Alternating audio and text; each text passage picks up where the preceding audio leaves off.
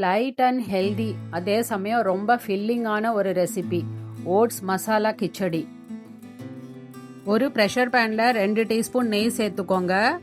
3ல் 1 பங்கு பாசிப்பருப்பு எடுத்து நல்லா அலம்பி நெய்யில் வாசனை வர வரைக்கும் நல்லா வறுத்துக்கோங்க. அதோட 1 கப்பு ஓட்ஸ் சேர்த்து அதையும் நல்லா வாசனை வர வரைக்கும் வறுத்துக்கோங்க. 4 கப் தண்ணி சேர்த்துக்கோங்க. ஒரு சிட்டிகை மஞ்சள் பொடி, 1 டீஸ்பூன் உப்பு ரெண்டையும் சேர்த்து நல்லா கலந்து விட்டுக்கோங்க.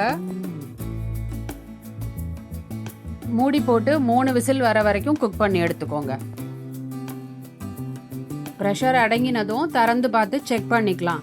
இது இப்போ பர்ஃபெக்டாக குக் ஆகிருக்கு. ரொம்ப கெட்டியாகவும் இல்லை, ரொம்ப தண்ணியாகவும் இல்லை, அடிப்பிடிக்காமல் பர்ஃபெக்டாக குக் ஆகிருக்கு. இதை சைடில் வச்சுட்டு இப்போது தேவையான மசாலாவை ப்ரிப்பேர் பண்ணிக்கலாம்.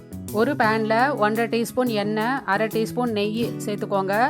1/2 டீஸ்பூன் ஜீரகத்தை சேர்த்து வெடிக்க விட்டுக்கோங்க. பொடியாக நறுக்கின வெங்காயத்தை சேர்த்து நல்லா வதக்கிக்கோங்க. 1 கொத்து கருவேப்பிலை, பொடிசாக நறுக்கின இஞ்சி, பச்சை மிளகா இதையும் சேர்த்து நல்லா பச்சை வாசனை போகிற வரைக்கும் வதக்கிக்கோங்க. கேரட், குடமிளகா, பச்சை பட்டாணி இதையும் சேர்த்து கொஞ்ச நேரம் வதக்கிக்கோங்க. அந்த க்ரன்ச்சினஸ் இருக்கட்டும், ரொம்ப ஜாஸ்தி குக் பண்ண வேண்டாம். இதோட பொடிசாக நறுக்கின 2 தக்காளியும் சேர்த்து வதக்கிக்கோங்க. ஒரு சிட்டிகை மஞ்சள் பொடி, ஒரு 1/4 டீஸ்பூன் உப்பு சேர்த்து நல்லா கலந்து விடுங்க.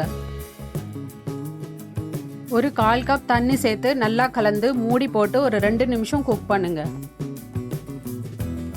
இப்போது தக்காளி நல்லா வதங்கிடுத்து. இதோட நம்ம மசாலா பொடிகளை சேர்த்துக்கலாம்.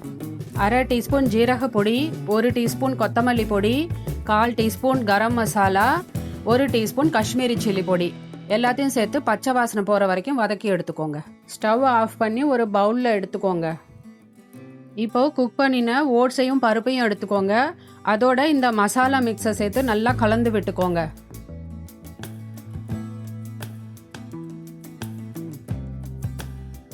இப்போது ஸ்டவ் ஆன் பண்ணி ஒரு 1/2 டம்ளர் தண்ணி சேர்த்து நல்லா கலந்து விட்டுக்கோங்க.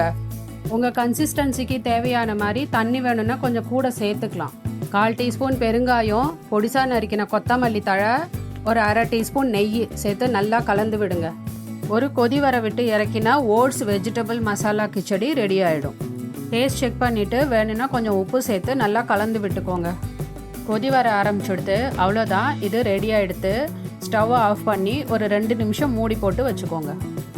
இந்த ரெசிபி உங்களுக்கு பிடிச்சிருந்தா வீடியோவை லைக் பண்ணுங்கள், ஷேர் பண்ணுங்கள், சேனலுக்கு சப்ஸ்கிரைப் பண்ணுங்கள். தேங்க்யூ.